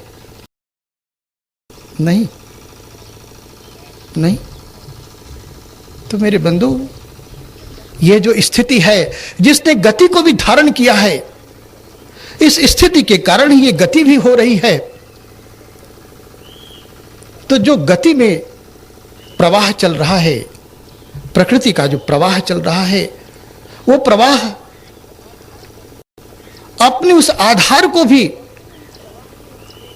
अपने ही प्रवाह में एक ऐसे बिंदु पर पहुंचता है जब यह यात्रा पशु योनि तक पहुंचती है, और पशु से जब मनुष्य योनि में यह प्रवाह पहुंचता है तो मेरे बंधु एक और तत्व सक्रिय हो जाता है वहां, और वो तत्व है स्थिति का तत्व। उसके भीतर जो पुरुष है, उसकी चेतना का तत्व, उसकी सचेतनता का तत्व प्रभावी हो जाता है। और इसलिए यदि एक बार मनुष्य योनि में आप आ गए हो तो यह संभावना बनती है कि तुम्हारे भीतर उस पुरुष का संस्पर्श जाग गया है। और क्यों? क्योंकि मनुष्य योनि में आने के साथ ही सबसे पहले यह अनुभूति होती है कि मैं हूं। अपने होने का अनुभव इस मनुष्य को ही होता है, पशु को नहीं होता, वृक्ष को नहीं होता, वनस्पतियों को नहीं होता। स्वयं के होने की अनुभूति, और इस अनुभव के साथ ही धर्म की यात्रा शुरू होती है। क्योंकि अब तो तुम हो गए हो, और जब तुमने जान लिया कि मैं हूं, तो मेरे बंधु तुम्हारे कर्म का जगत अब प्रारंभ होता है। इसलिए पशु कोई कर्म नहीं करता, कि करता है? वृक्ष कोई कर्म नहीं करते, वो तो कर्म के प्रवाह में बहते हैं, और इसलिए वे कर्म के बंधन में नहीं होते। न वो पाप करते हैं, न वो पुण्य करते हैं। यदि पाप कोई करता है, पुण्य कोई करता है, तो वो करने वाला मनुष्य ही है, और मनुष्य स्वतंत्र है। वो स्वतंत्र है, वो सारी दुनिया को भी जान सकता है और स्वयं को भी जान सकता है। इसकी संभावना उसके भीतर है। तो कोई मनुष्य ऐसा हो ही नहीं सकता है। वार्ता का उपसंहार करना चाहता हूं। धर्म से रहित कोई व्यक्ति हो ही नहीं सकता है। धर्म के स्वरूप का यदि वर्णन करना चाहते हो तो पहली बात आपसे बताना चाहता हूं कि संप्रदाय में दीक्षित होने के लिए किन्हीं विधि विधान को मानने की जरूरत है, उनके किसी परंपरा में दीक्षा लेने की जरूरत है। लेकिन मेरे बंधु, जिसे मैं विश्व धर्म कह रहा हूं, जिसे मैं सनातन धर्म कह रहा हूं, जिस धर्म तत्व का व्याख्यान कर रहा हूं, उस धर्म तत्व में तो तुम यदि मनुष्य जीवन में जन्म लिए हो तो उस धर्म के तुम सदस्य हो गए हो, उस धर्म के तुम अधिकारी हो। अलग से अभी तुम्हारी दीक्षा होने की आवश्यकता नहीं है, तुम तो धर्म में दीक्षित ही हो। मनुष्य मात्र धर्म का अधिकारी है। मनुष्य योनि में जन्म लेना ही धर्म के राज्य में प्रवेश कर जाना है। अभी कोई एंट्रेंस परीक्षा देनी नहीं है मेरे बंधु। आप तो धर्म में प्रवेश ही कर रहे हो, कर गए हो, मनुष्य होकर के आए हो। चाहे तुम कितने छोटे हो, कितने निम्न स्तर के हो, चाहे तुम्हारी मनोभावना कैसी भी हो, चाहे तुम घोर लुटेरे हो। अरे मेरे बंधु, यदि मैं तुमसे कहूं कि तुम चाहे कैसे भी रत्नाकर ही क्यों न हो, संभावना है कि एक क्षण में यदि किसी सत्पुरुष का संग मिलेगा, किसी सदगुरु के संग का संस्पर्श मिलेगा, तो वाल्मीकि हो जाओगे। इसलिए मेरे बंधु, ये आपसे कहूंगा कि कौन अधार्मिक है और कौन धार्मिक है, इसकी भेदक रेखा तो बनानी बहुत मुश्किल है। इतना ही आपसे कहना चाहता हूं। अभी जिसे आप अधर्म समझ रहे हो, जरा देखो, ये दृष्टि जरा देखो तो शायद समझ सको आप। रत्नाकर तो लुटेरे थे, डाकू थे, अधर्म ही कर रहे थे ना। आप भी तो काम में, क्रोध में, लोभ में, सब में डूबे हो, अधर्म ही कर रहे हो। भले मंदिर में जा रहे हो, भले मस्जिद में जा रहे हो, जिंदगी तो तुम्हारी अधर्म की है। लेकिन एक क्षण आता है, भेंट हो जाती है किसी संत से, और संत बोलते हैं कि भाई देखो, तुम जो कर रहे हो हमको कोई आपत्ति नहीं, वो ही करो। केवल हम एक सवाल तुमसे पूछना चाहते हैं, एक सवाल, एक प्रश्न तुमसे करना चाहते हैं। आपको तो पता ही है उस ऋषि ने क्या पूछा उस रत्नाकर से। एक सवाल केवल तुम अपने घर के लोगों से पूछ के आओ, जरा बताओ, ये जो इतना तुम अनाचार कर रहे हो, आखिर में किसके लिए कर रहे हो? अरे अपने बेटों के लिए, अपनी पत्नी के लिए, मेरे बूढ़े माता पिता हैं उनके लिए। और यदि आप बोलोगे इतना बड़ा कत्लेआम किसके लिए? अरे मेरे देश के लिए, मेरे समाज के लिए, मेरे राष्ट्र के लिए। अरे इतना लूट मार क्यों कर रहे हो? बोलेंगे कि अपने देश का झंडा लहराने के लिए। नहीं, संत ने कहा कि जरा घर से पूछ के आओ कि जिनके लिए तुम ये झंडा लहराने जा रहे हो, तुम्हारे इस अपराध कर्म में तुम्हारे सहयोगी होने वाले हैं। आप जानते हैं, रत्नाकर की पत्नी ने कहा कि इस झमेले में हम नहीं पड़ेंगे। बेटे ने कहा कि आप बाप हो तो खिलाने का जिम्मा तुम्हारा है, कैसे खिलाते हो उससे मेरा कोई वास्ता नहीं। पत्नी ने कहा कि जब सिंदूर लगाए हो तो जिम्मा तो हाथ मैंने तुम्हारे हाथ में दे दिया, तो अब हमको खिलाओ पिलाओ। और कैसे, इससे मेरा कोई मतलब नहीं। जेल में तुम जाओ, मुझसे क्या मतलब? पेंशन मुझे मिलनी चाहिए, अब तुम मिलिट्री में कहां मरोगे, कहां जियो, इससे मुझे क्या मतलब? क्या मतलब? पेंशन समय पर मेरे पास पहुंच जाए, इतना ही पर्याप्त है। बाप ने कहा तुमको जन्माया था किस लिए? इसीलिए ना कि बूढ़ा हो जाऊंगा तो मेरा पेट भरना, सो करो। कैसे करो वो मुझे सोचने की जरूरत नहीं है। रत्नाकर ने कहा कि आज ही समझ आई है हमको, आज ही मुझे समझ में आ गया है कि तुम कैसे माता हो, कैसे पिता हो, कैसे ये पत्नी है और कैसे तुम मेरे लड़के हो। और आप जानते हैं, रत्नाकर तो जाकर के संत के चरणों में गिर गया। और मेरे बंधु, रत्नाकर वाल्मीकि हो गए, आदि कवि हो गए, ब्रह्मर्षि हो गए, महर्षि हो गए। आज सारा जगत उनका वंदन करता है। कहते हैं कि वो तो डोम के घर जन्मे हुए थे। बोलो मेरे बंधु, कहते हैं कि व्यास किसके गर्भ से, कहां से जन्मे हुए थे? कथा तो आपको पता होगी। बोलो, नारद का जन्म कहां हुआ था? आप बोलते हो कि जो ब्राह्मण के घर में जन्मता है वही धर्म तत्व का ज्ञाता होता है। अरे न व्यास ब्राह्मण के घर जन्मे और न वाल्मीकि ब्राह्मण के घर जन्मे। और व्यास और वाल्मीकि को हटा दो तो तुम्हारे भारत की संस्कृति में क्या रह जाएगा? बोलो। तो मेरे बंधु, मनुष्य मात्र का धर्म में अधिकार है। धर्म तुम्हारी अंतःसत्ता का स्वर है। कब फूट जाएगा, कब प्रकट हो जाएगा, इसका कोई विधि विधान नहीं है। और इसीलिए धर्म यह नहीं कहता है कि तुम अपने काम को मत भोगो, लोभ को मत भोगो। यदि तुम्हें लगता है कि मछली खाने से पेट भर सकता है तो खाओ मेरे बंधु। तुम्हारी समझ जब तक जैसी रहेगी उसके अनुसार ही तुम चलोगे, और ये चलने की स्वतंत्रता हम देते हैं। हमारा धर्म देता है, और इसीलिए तो ये धर्म विश्व धर्म हो सकेगा। एक नियम पर, एक नीति पर, एक व्यवहार पर सारे संसार को चलाया नहीं जा सकता है, और चलाने की प्रक्रिया भी व्यर्थ होगी। क्यों? जब तक तुम अपने अंधेरे से परेशान नहीं हो जाओगे, जब तक अंधेरा ही तुमको बता नहीं देगा अपना स्वरूप, तब तक मेरे बंधु तुम प्रकाश को भी पहचान नहीं पाओगे, तब तक तो तुम प्रकाश के भी प्यासे नहीं हो पाओगे। इसीलिए तो ये सृष्टि गुण दोषमय है, इसमें अच्छा भी होगा, भला भी होगा, और कुभला भी होगा, दोनों प्रकार के होंगे। और अब तुम जहां हो जैसा निष्कर्ष निकालो, जैसा निर्णय निकालो, इसलिए सकल जिंदगी तुम्हारी है। ये जीवन का फैला हुआ विराट परिसर तुम्हारा है। खेलो इस संसार में। कैसे खेलोगे? युग युग से यह खेल तुम्हारा चला आ रहा है।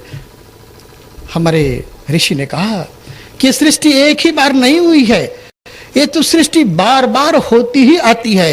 एक प्रवाह है, एक क्रम है। ये सृष्टि जब प्रलय होगी तो फिर नया सृजन होगा, और फिर प्रलय होगी तो नया सृजन होगा। वैसे ही जैसे कि आज सो जाते हो, कल फिर जागते हो, फिर सोते हो, फिर जागते हो, एक तरंग की भांति ये प्रवाह चल रहा है। जन्मों जन्मों से इस प्रवाह में चले आ रहे हो। तो मेरे बंधु, अपने जन्म के प्रवाह के जिस क्षण में तुम जहां हो, तुम्हारा वही धर्म होगा, वही तुम्हारा जीवन होगा, वही तुम्हारी व्यवस्था होगी, और वही तुम्हें जीना पड़ेगा। इसकी समझ चाहिए, इसका विवेक चाहिए।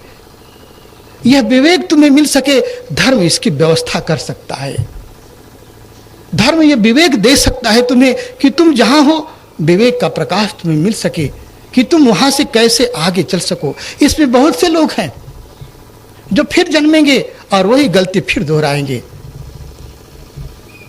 तो देखो, आपसे क्या कहना चाहता हूं, यदि आप ये चाहोगे कि कोई गलती ही ना करे इस संसार में, संभव नहीं मेरी बंधु। क्यों?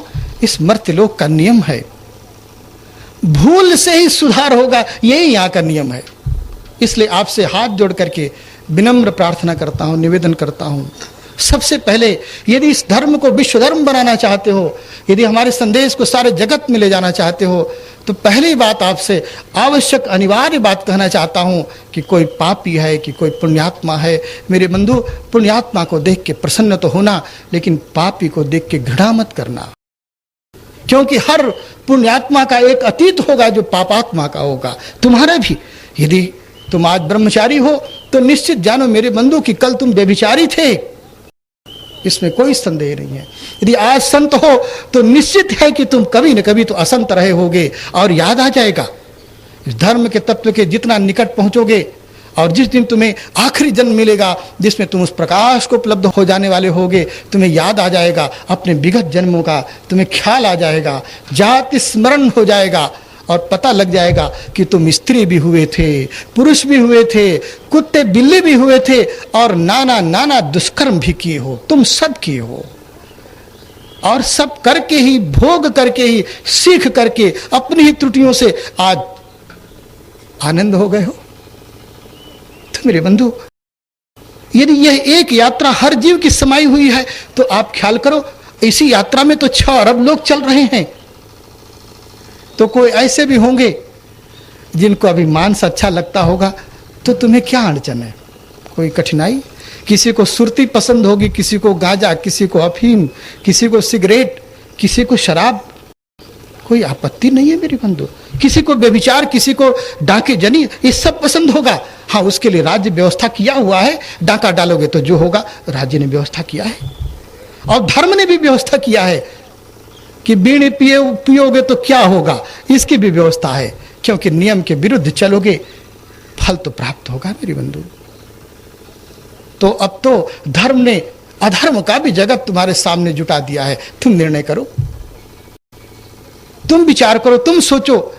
यह संदेश दुनिया को पहुंचाया जा सकता है, कर्म का यह सिद्धांत सुनाया जा सकता है कि जैसा करोगे वैसा ही प्राप्त करोगे, जैसा करोगे वैसा ही भोगोगे, वैसा ही प्राप्त होगा। और इसलिए समझ लो, जैसा तुमने किया है वैसा ही आज हो, इसमें कोई अतियुक्ति नहीं है। यदि आप समझते हो कि आज मैं ऐसा हूं तो अमुक की गलती के कारण मेरे बंधु तुम्हारे झगड़े का यही कारण है। हिंदू सोचता है कि यदि मुसलमान इस देश में न आए होते, झगड़ा न किए होते, तो हम लोग जरा बड़े फैलाव होकर के बैठे रहते। उन्होंने हमारे ऊपर कुछ आफत डाल दिया है। शूद्र सोचता है यदि ब्राह्मण न रहे होते तो हम लोग बड़े आराम में रहे होते, और ब्राह्मण सोचता है कि यदि आज ये 85% की बात न खड़ी होती तो हम बड़े आराम में थे। मेरे बंधु, ये बात कोई किसी ने खड़ी नहीं की है, तुम्हारे अपने निज कर्म ने ही खड़ी की है। तुम्हारे अपने ही कर्मों का परिणाम है और इसका प्रायश्चित तुम्हें करना पड़ेगा।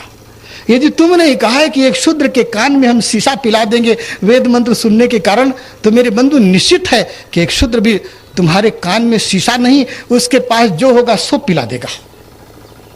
हो सकता है कर्म की क्रिया की प्रतिक्रिया हो सकती हो, लेकिन मेरे बंधु तुमसे कहता हूं, नाराज मत होना। जिन्होंने कहा कि शीशा पिला दें, बड़े दुख के समय में कहा था, बड़े आपदा के समय में कहा था। आज आप कहते हो ऐसा, आचार्य शंकर का वो वचन है, उनका भाष्य है, आज आप पढ़ते हो, लेकिन जिन दिनों वो जन्मे थे, जिन दिनों थे वो, उन्होंने क्यों कहा, जरा परिस्थिति पर विचार करो आप। इस हमारे भारत, इस धर्म मंडल की समस्त व्यवस्था का उच्छेद होने वाला था। बौद्ध जीवन का इतना गहरा प्रभाव था इस देश में कि यह जो भारत के आश्रम और वर्ण की व्यवस्था का धर्म था, वो विसंखित होता चला जा रहा था। और देखो, बुद्ध ने कुछ खराब नहीं किया, उन्होंने भी एक परिमार्जन दिया, एक रास्ता दिया। लेकिन बुद्ध जब चले गए तो बुद्ध के बाद जो प्रक्रिया आई, जो परंपरा आई, तो बुद्ध ने जब वर्ण धर्म को अस्वीकार कर दिया, तो जितने भी शूद्र वृत्ति के लोग, मेरा अर्थ समझना आप, अपने को शूद्र समझ करके मुझे गाली मत देना आप, इनकी जब बहुत बड़ी संख्या बढ़ी, तो मेरे बंधु, ये बुद्ध देव के उस रास्ते पर अपना ढेर सारा कुसंस्कार भी लेके चले आए। क्योंकि उनको संस्कारित करने का जो शिक्षालय का क्रम था, गुरुकुल का क्रम था, वो तो गुरुकुल भंग हो गया। लेकिन सभी उस निर्वाण को प्राप्त कर सकते हैं। इस व्यामोह में सारी दुनिया के लोग जुट गए, सारे कुसंस्कारी भी जुट गए। तो मेरे बंधु, वो निर्वाण तो प्राप्त नहीं हुआ, लेकिन जीवन की व्यवस्था अब व्यवस्थित हो गई।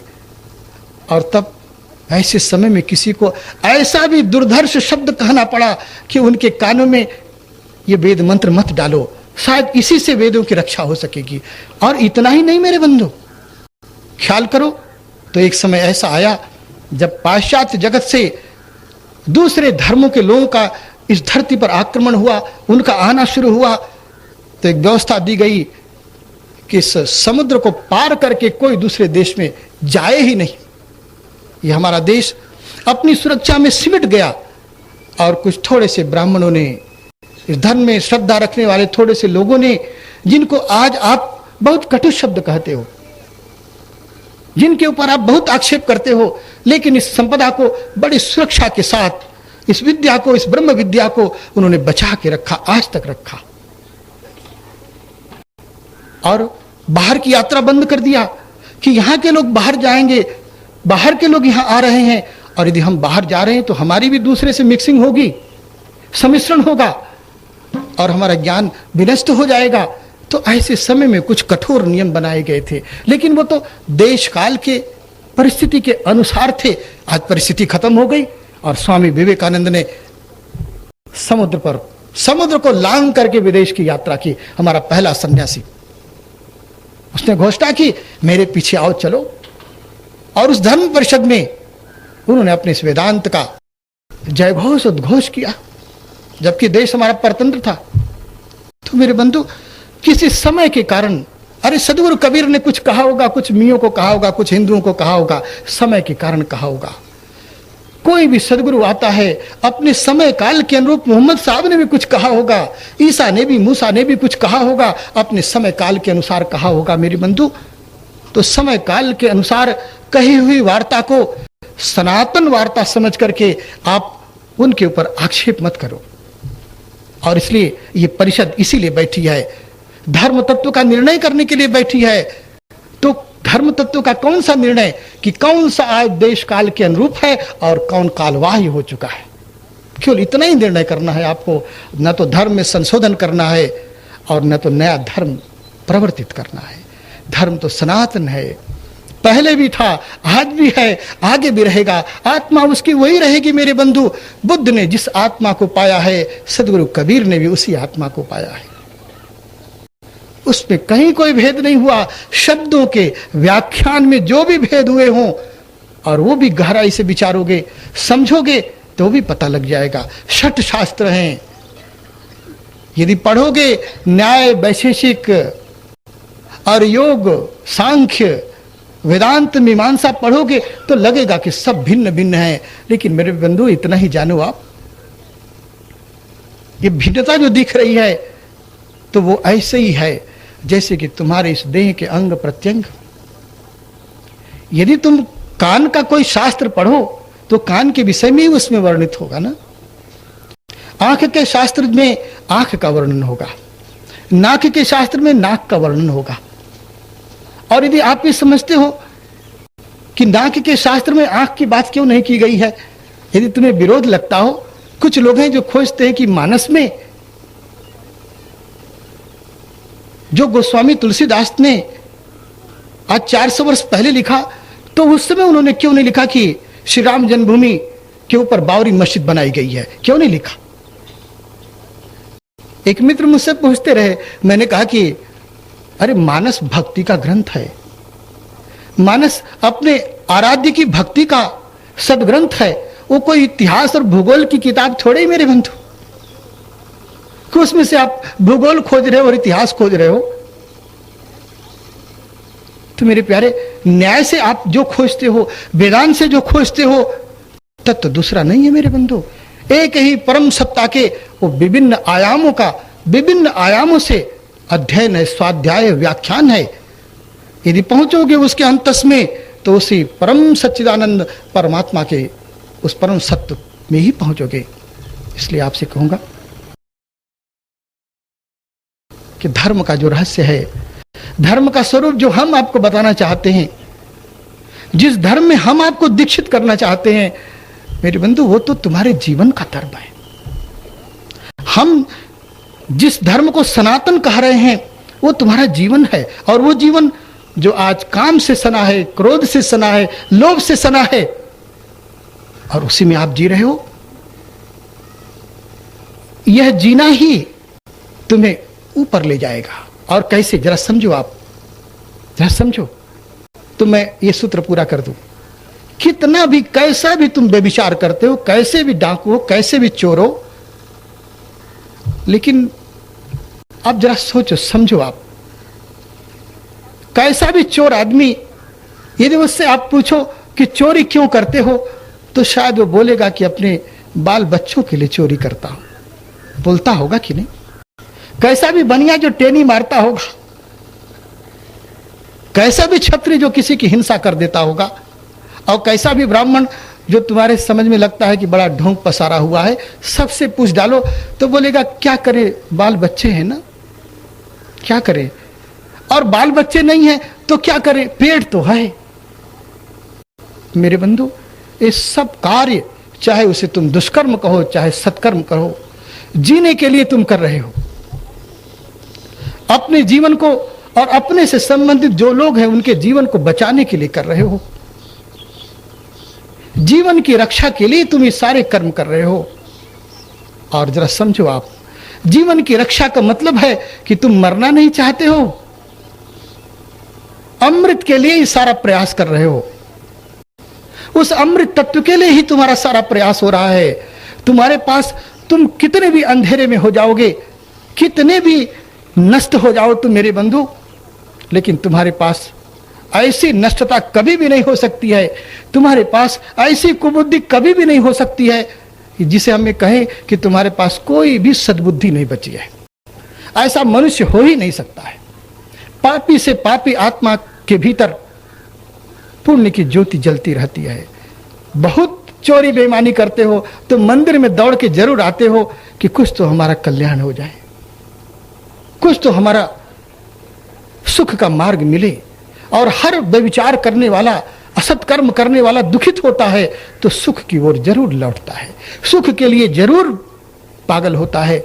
इसलिए आपको आश्वासन देता हूं, जब तक धर्म की यह ज्योति, समझ लो धर्म मैं किसे कहता हूं, एक तुम्हारे भीतर आग है, तुम्हारे भीतर एक चेतना का प्रकाश है जो सदैव ऊपर जाना चाहता है। बहुत बार तुम अपनी प्रकृति के आवर्त में उसे नीचे ले जाते हो, नीचे गिरा देते हो, लेकिन आपसे कहना चाहूंगा कि कैसे भी डिबरी तुम्हारी जल रही हो, चाहे तुम उसे उलट ही दो, लेकिन ज्योति कभी उल्टी होगी ही नहीं। नहीं क्या? कैसा भी जलाओ तुम दिया, घी का जलाओ चाहे मिट्टी के तेल का जलाओ, असत कर्म का जलाओ चाहे सत्कर्म का जलाओ, लेकिन ज्योति तुम उलट सकते ही नहीं। और यही वो संभावना है, यही वो विश्वास है कि मनुष्य के भीतर धर्म की यह ज्योति जागृत है, जो बताती है तुम्हें अपने भीतर से कि अरे एक कर्म ठीक नहीं है।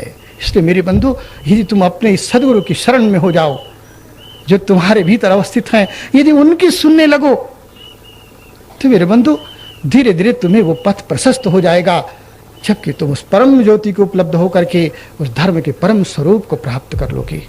इसलिए हम जो आपको धर्म बताना चाहते हैं, जिस सनातन तत्व के प्रति आपको जागृत करना चाहते हैं, उसका गुरुकुल, उसका शिक्षालय, ये तो जीवन मंदिर है। जियो। अब मैं ये नहीं कहूंगा कि अच्छा जियो कि खराब जियो, मेरे कहने से क्या होगा? अरे जो तुमने समझा है वही तो जियोगे। मिर्चा तुम्हें पसंद है तो तब तक तुम मिर्चा खाओगे ही जब तक तुम्हें पसंद आता है। हाँ, हम शिक्षा दे सकते हैं, शिक्षा का कार्य ब्राह्मण करेगा, रक्षा का कार्य क्षत्रिय करेगा, व्यापार का कार्य वैश्य करेगा, सेवा का कार्य शूद्र करेगा। जो जिस जिस योग्यता का होगा वो अपना अपना कार्य करेगा, और सबके कार्यों को मिला करके धर्म की ज्योति जागृत होगी। एक दूसरे के लिए सब जिएंगे, एक दूसरे के लिए सब मरेंगे, और एक दूसरे के लिए ही सब एक दूसरे की धर्म की ज्योति को जगाने में परस्पर सहयोगी होंगे।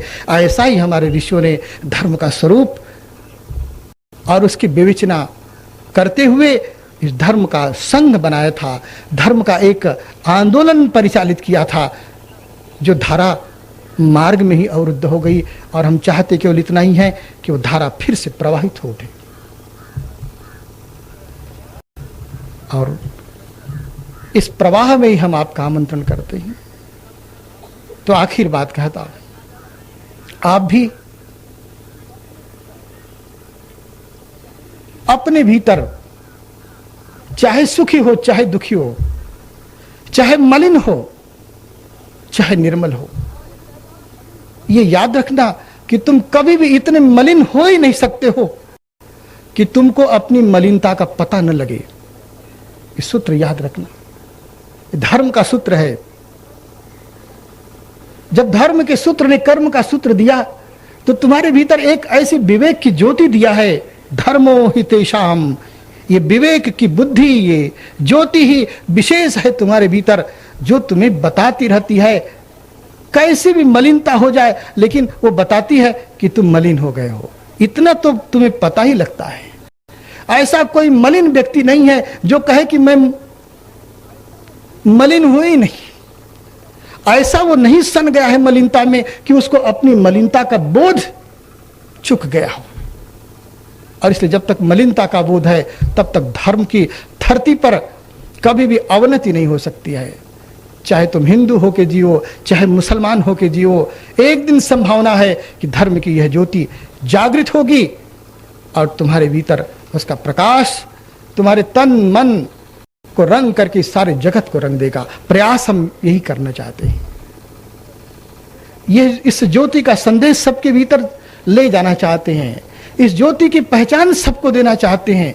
एक क्षीण जो ज्योति तुम्हारे भीतर है वो विवेक के प्रकाश में सही सही दिख जाए, यही प्रयास करना चाहते हैं। बोलिए सनातन धर्म की, श्री सद्गुरुदेव भगवान की।